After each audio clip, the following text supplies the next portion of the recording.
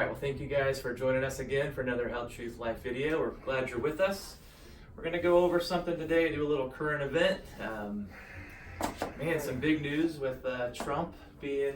Trump? Who's that guy? Yeah, does that ring a bell? The name sound familiar at all? TV show or something? Yeah, I think so. Yeah. He kind of had a lot of money and Interesting. Likes to fire people, apparently. Yeah. So it's crazy, but looks like we're in for round two, a sequel, Biden versus Trump. Yeah, it could be. It's got a lot of people kind of pulling their hair out, wondering, oh my gosh, what have we done? Why? And we're here again. Right, so, why are we here again? And one of the thoughts behind this video is, and I've been waking up the last few days of this week, one of the last weeks of January 2024, just with this thought of how the heck did we get here? Yeah. And not really having specifically to do with Trump or Biden, just like with respect to the state of the world and culture and where we're at. And I've had that question posed by friends, peers, patients, all of that. Like, how, Dr. Boyle, how do you think we got here? And because it happened so quickly, it seemed. Yeah. But what I've seen and what I think I've felt, for years, and what you probably have and many have out there, is that there's been a slow ooze and just a planting and or a sowing of these things for decades. And all we're seeing is just a harvest of kind of what I'd say unrighteousness, maybe everywhere, and just exposure of corruption at all levels, of almost every industry. It's interesting, you're right. If you look back, not even maybe 30, 40 years ago, which isn't that long of a period of time, to see how drastic things have changed. Like, I think about this a lot. My grandparents on my dad's side are both gone, passed away, and they were never around cell phones, like having access to, the internet and video and pictures and being able to watch and do everything. I think, man, our society would blow their minds, like how different it is and that what we have access to. No, and think about what we're talking about. Yes. The things of what's happening in this environment and world. I mean, you have you have females playing male sports. And males playing female sports, biologic. And people are justifying all of that for the sake of feelings and not talking about the reality and or some degree or any degree of objective morality. Did you see the LPGA tour this week, that one? There's a... Oh, no, I heard about it. Yeah.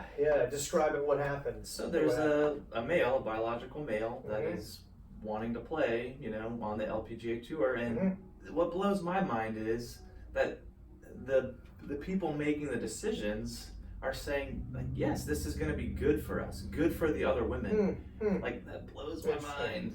I wonder how women feel out there to be hearing these things, So, yeah. But the Babylon Bee did a great little headline about that. They said it was basically a picture of this person in a golf cart, and it talks about they know for sure this is a biological male because they perfectly parallel parked the golf cart. There's no, it's a woman. It's terrible. It is terrible. For all you women who are great drivers, like my wife, you would take offense to that. My wife thought it was hilarious. She agreed with it. But it's pretty funny. Terrible, but funny. Gotcha. But the fact that we're at this point where this is the normal. Every time you turn on the news, you're seeing these headlines where, there's a male trying to play golf. There's the swimming, it's been in all sports now. And I want to be clear, I'm sensitive to what they are going through, whether or not they're having a degree of physiologic, mental, emotional things that are telling them that they are not supposed to be in their body. Dear God, I have compassion for that. And I need to have compassion in my heart for those people.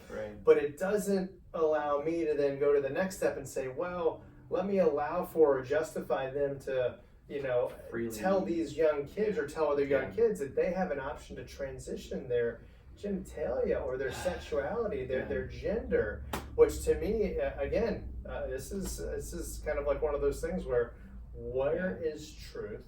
What is truth?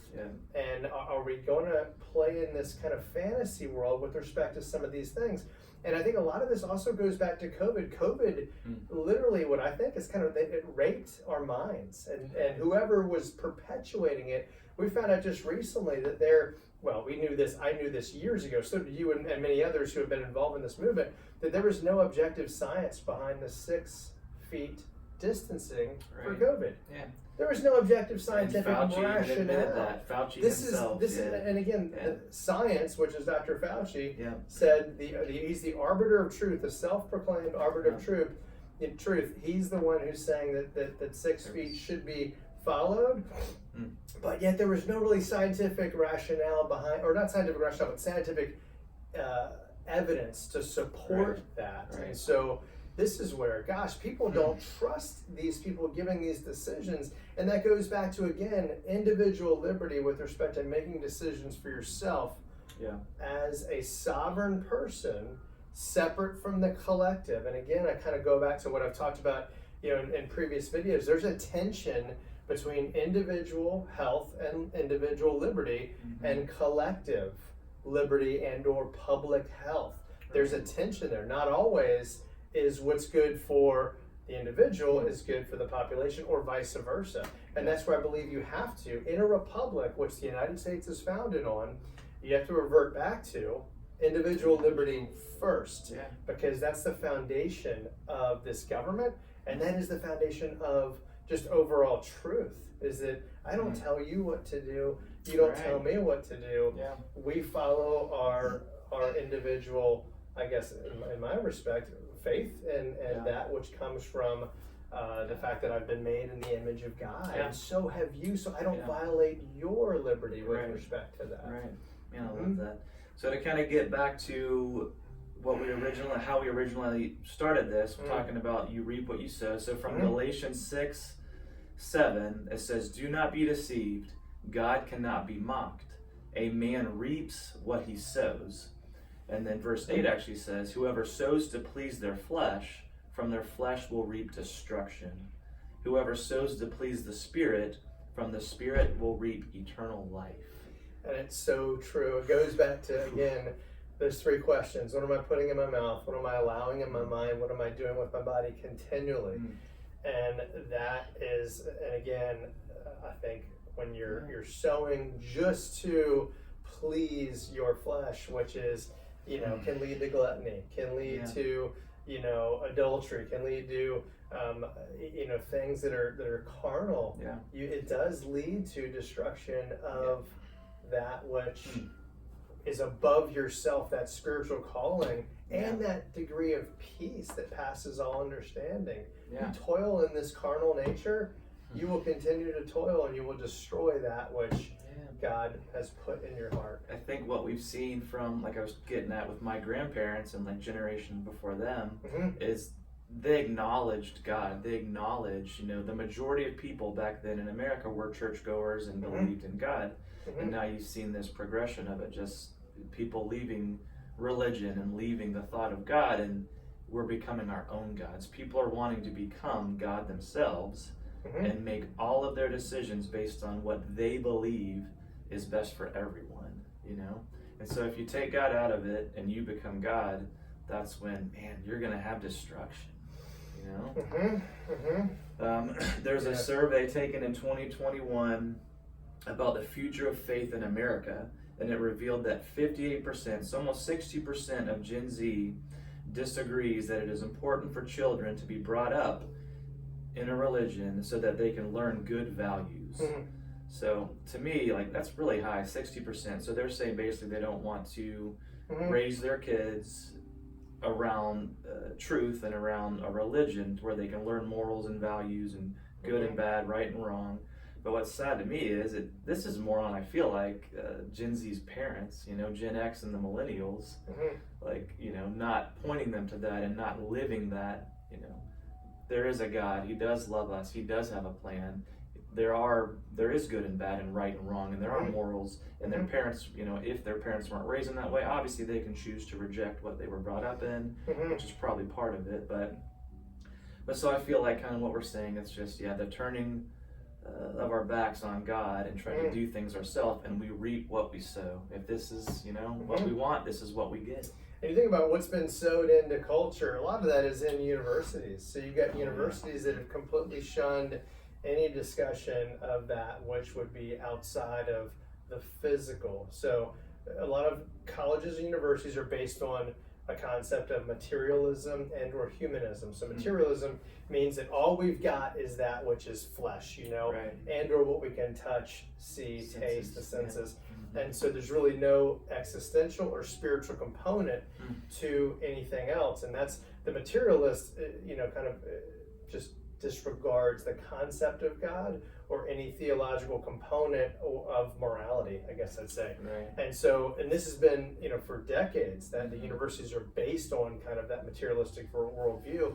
And so I think part of what is taking place right now is there's been a tipping point with respect to that and this kind of worldview of God versus no God, or objective morality versus no objective morality, has finally kind of teetered to the point of a balance or a disbalance now towards that which is materialism or godlessness, or kind of we're all out for ourselves in a sense. And so that's I was just reading something that talked about the original schools here in America were started by Christians, by believers.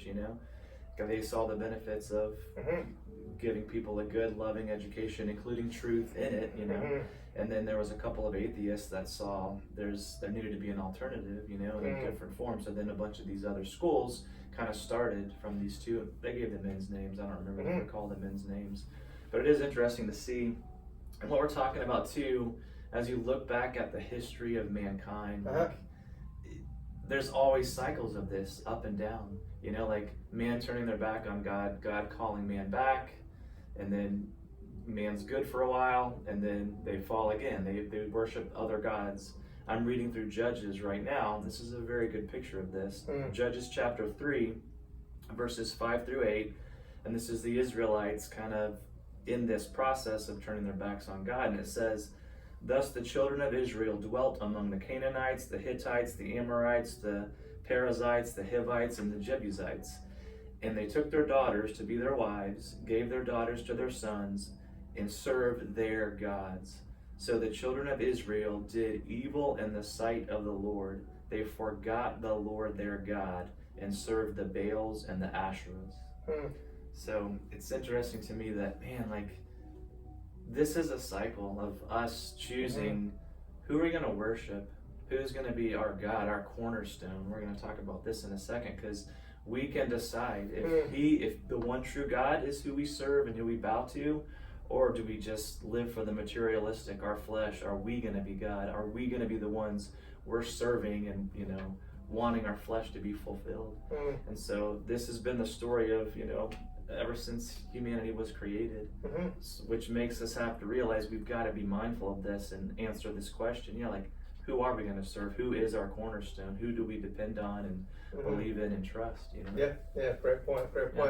Yeah, and I think, again, just going back to people waking up and wondering, where are we at with all of this? And you see just so many disturbing things in the news, not really in the mainstream news, but if you start digging into what's taking place with just some things happening, and again, I'm still concerned about this all-cause mortality increasing all over the world, and the increase in mortality among younger people with cardiac issues and vascular issues, which again begs big questions.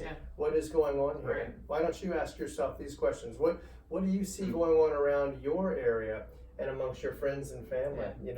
Because I think that begs big questions about individual liberty, individual sovereignty, ability to make decisions for your own body physically, but also what's out there that's causing this. And I think clearly the pandemic has played a role in some of this, but also our response to the pandemic in many ways likely is playing a role as well. And there's good evidence to support that. And many people out there know what I'm talking about. I guess this is just where, I think both parts of what's taking place are bad, and I think to go back and say, hey, what caused this to happen? Right. And are people still investigating the source and the origin of what happened back in January, February, March of 2020 in the world? Where did this thing come from? Because if we forget and close our eyes and just look the other way, I don't want to see another young death and another this, that, and the other. Guess what? Then we'll just continue to be victims of that which is or the powers that be. We're setting ourselves up for it to happen again, and even worse, and who knows? Absolutely.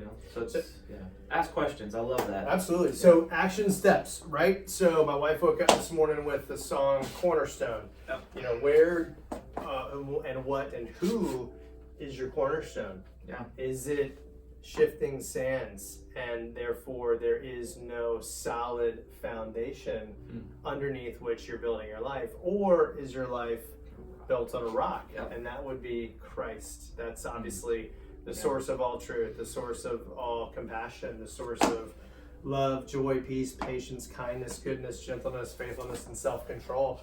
That's the rock that I want to put my life on, because that's the only one that doesn't shift.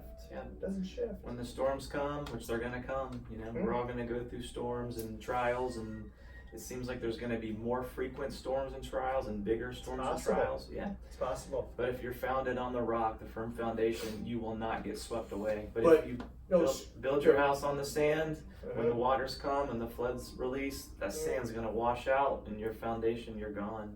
So who is your foundation? Who is your rock? Is it Trump? Is it the Republican Party? Is it the Democratic Party? Is it Biden? No. Is it the presidency? Once I get the once we get the presidency, it'll all be okay, right? I don't know. Certainly I will say that the fruits of Donald Trump's presidency were wonderful. There's no question about that. But is he the rock? And we need to hold anyone who takes office accountable to their actions and to what they do, because they're an individual as well. They're no higher in objective value than you or me or the person who cleans this property or the person who owns this property. So I mean, gosh, that's getting back to that is so important, right? Yeah. Yeah, I mean, I think that's what's gotten us here in the first place, like we talked about, like not just recognizing who we are, and if you know who you are, your identity, who God is, who you are, we bow to Him, worship Him, nothing and no one else. He's in control, Christ first. Yep, exactly. So thank you guys for listening. We appreciate you as always. Have faith. Again, power, love, sound mind. That Greek word for power is dynamis or dunamis. Think about dynamite. You have access to the spirit of dynamite and dynamic power, God's dynamic power. Man, it's a promise that it is. So it's in all of us. Absolutely. You guys take care. Have a great week. We appreciate you. Thank you.